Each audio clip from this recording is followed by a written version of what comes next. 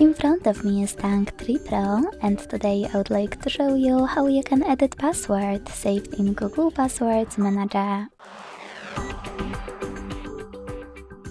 Begin by opening Settings and scrolling down to access Passwords and Accounts. Then hit this gear next to Google under Autofill Service and select Google Password Manager.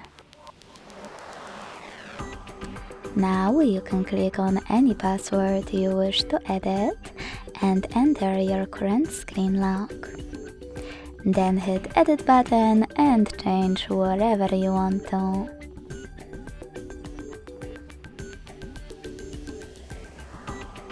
When you finished, hit Save at the top right corner. As you can see, after that my password has changed.